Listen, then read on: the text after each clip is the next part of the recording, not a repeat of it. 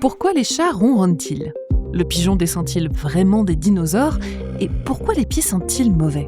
Les réponses à toutes ces questions et bien d'autres sont dans Science Infuse, le podcast des esprits curieux produit par le studio Biloba. N'attendez pas, cherchez Science Infuse sur votre plateforme d'écoute préférée et retrouvez-moi toutes les 2 semaines en compagnie de Thomas pour développer votre culture générale. À tout de suite.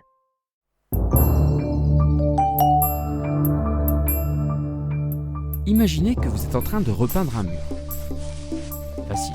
Vous mesurez la surface, vous achetez 2 pots de peinture et c'est parti.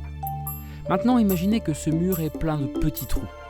Des millions de trous minuscules, invisibles à l'œil nu. Certains sont ronds, d'autres allongés, d'autres encore minuscules, tellement minuscules qu'on ne sait même pas s'ils existent vraiment. Et là, la question devient bizarre. Combien de peinture faut-il vraiment ?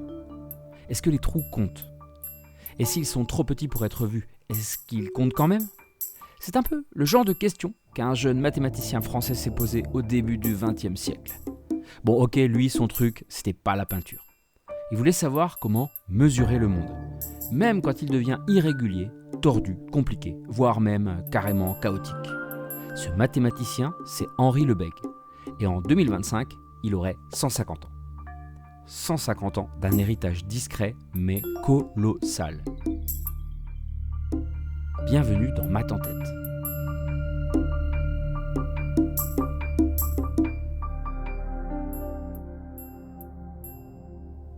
Mesurer, c'est facile, jusqu'à ce que ça ne le soit plus. Mesurer au fond, c'est une idée très ancienne. Depuis toujours, on veut savoir combien, quelle taille, quelle surface. Et les Égyptiens mesuraient leurs champs après les crues du Nil. Les Grecs mesuraient les ombres pour calculer la hauteur des pyramides. Et depuis, on n'a jamais vraiment arrêté. En mathématiques aussi, on a appris très tôt à mesurer. La longueur d'un segment, l'aire d'un carré, le volume d'une sphère. Tout ça, c'est connu depuis des siècles. Et puis, au XIXe siècle, arrive un outil magique, l'intégrale de Riemann. Une idée toute simple. Pour mesurer la surface sous une courbe, on la découpe en petits morceaux rectangulaires qui encadrent la courbe, on additionne tout, et plus les morceaux sont fins, plus on se rapproche de la vraie valeur. C'est joli, c'est concret, et ça marche pour la plupart des fonctions gentillettes. Mais voilà, les trucs gentillets, ça ne dure jamais très longtemps. Les mathématiciens du 19e siècle commencent à explorer des fonctions de plus en plus bizarres, des courbes qui oscillent sans jamais se calmer, des suites de valeurs qui changent brusquement, des points isolés, des trous un peu partout.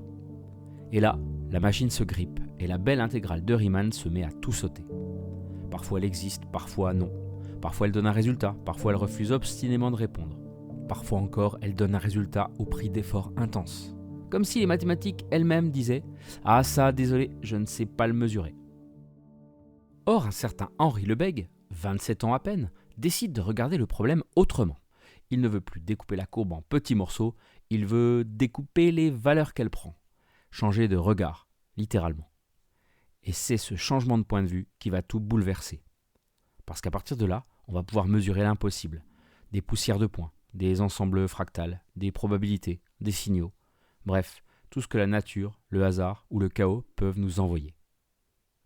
On dit souvent que Lebègue a généralisé l'intégrale. Mais en réalité, il a fait bien plus que ça. Il a changé la manière même de regarder une fonction.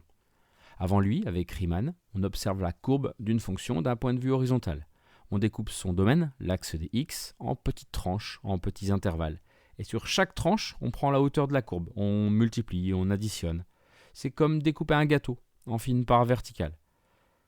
Lebègue, lui, a l'idée de tout retourner, de regarder verticalement.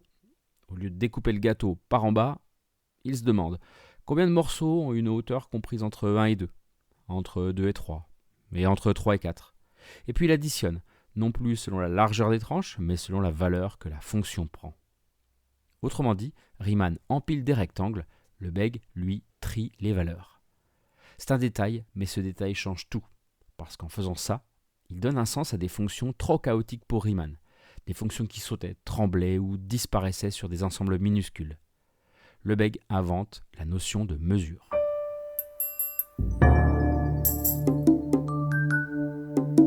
porte ouverte par Lebègue. Mesurer, une façon d'attribuer une taille à un ensemble, même s'il n'est pas régulier, même s'il n'a pas de longueur au sens habituel.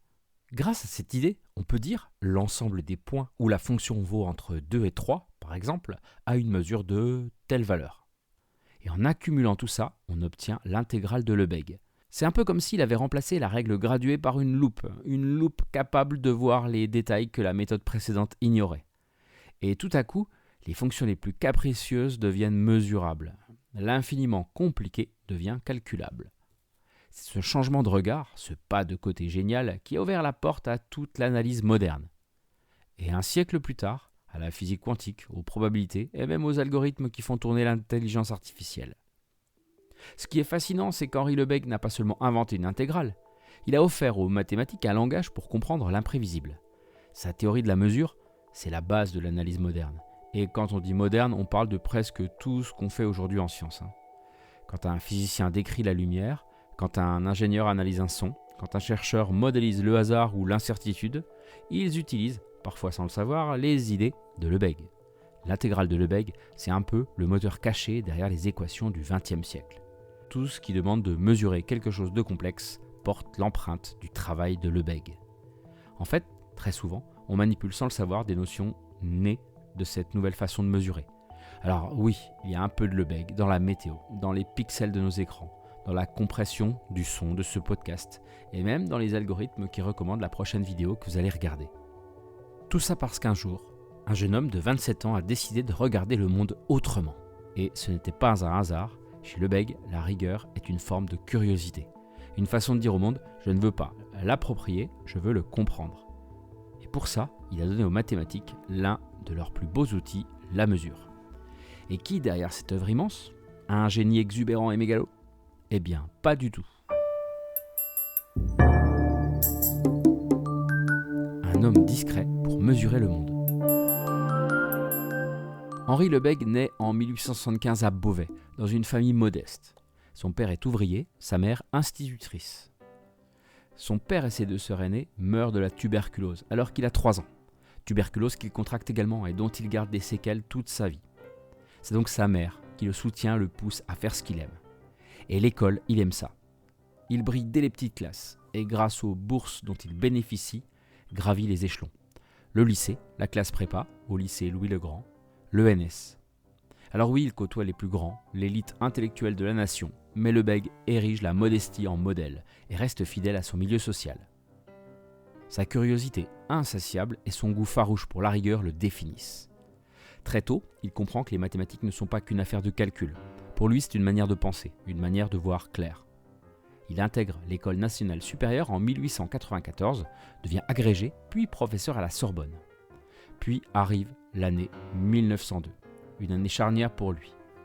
Il rédige et soutient sa thèse, intégrale longueur R, dans laquelle il présente son bébé, sa nouvelle théorie de l'intégration qui va faire grand bruit et tout bouleverser. Mais Lebesgue n'est pas un homme de gloire.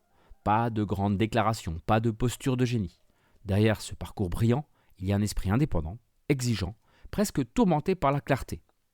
Pour Lebesgue, les mathématiques ne sont pas une affaire de prestige, c'est une affaire de compréhension. Dans un texte de 1922, il écrit « Être rigoureux, c'est avant tout être clair ». Il se méfiait des démonstrations de tape à l'œil, il voulait que tout soit motivé, limpide, compréhensible. Émile Borel, alors collègue avec lui à la Sorbonne, disait de lui qu'il ne supportait pas l'à peu près et qu'il cherchait la perfection jusque dans la formulation des hypothèses. Et Lebesgue lui-même, dans une conférence de 1923, déclarait « Je n'aime pas qu'on dise qu'un théorème est beau, il est vrai ou il ne l'est pas ». Lebesgue est un homme d'une honnêteté intellectuelle rare. Il doutait souvent, corrigeait sans cesse ses textes, revenait sur ses propres démonstrations. On raconte qu'il écrivait lentement, avec cette obsession de ne rien laisser dans l'ombre. Et malgré la reconnaissance, il a quand même été membre de l'Académie des sciences, lauréat du Grand Prix des sciences mathématiques, eh bien il restait d'une modestie presque maladroite. Dans une lettre à Borel, il écrit « Je n'ai jamais voulu faire œuvre de géant, j'ai voulu faire œuvre juste ». C'est ça Lebesgue. Et 150 ans après sa naissance, son nom résonne encore dans chaque cours d'analyse. Parce qu'avec Lebesgue, ce n'est pas seulement une histoire de mesure, c'est une histoire de regard. Et au fait, vous vous souvenez de mon mur à trous? Celui qu'on voulait repeindre sans savoir combien de peinture il faudrait? Grâce à Lebesgue, on sait aujourd'hui comment le mesurer. Pas parce qu'il a trouvé une nouvelle formule magique, mais parce qu'il a changé notre manière de regarder ce qu'on mesure. Avant lui, on voyait le monde en surface. Après lui, on l'a vu en profondeur. Ce qu'il nous a appris, c'est qu'il ne faut pas toujours découper les choses selon les habitudes, qu'on peut parfois les regarder autrement, les trier, les comprendre par leur valeur, et que dans ce changement de regard, il y a souvent une découverte. Mesurer pour Lebesgue, ce n'était pas réduire, c'était révéler. Révéler ce qui, derrière l'apparente complexité, possède encore du sens. Et c'est peut-être pour ça que 150 ans après sa naissance, ces idées continuent de vivre dans nos calculs, nos modèles, nos machines, et dans cette éternelle envie de comprendre le monde un peu mieux. Henri Lebesgue, né en 1875, l'homme qui a appris aux mathématiques à mesurer l'immesurable. À mesurer non pas ce qu'on peut compter, mais ce qu'on peut comprendre.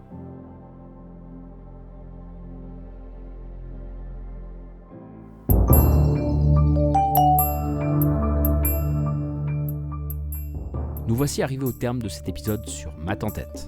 Merci de m'avoir écouté jusqu'au bout.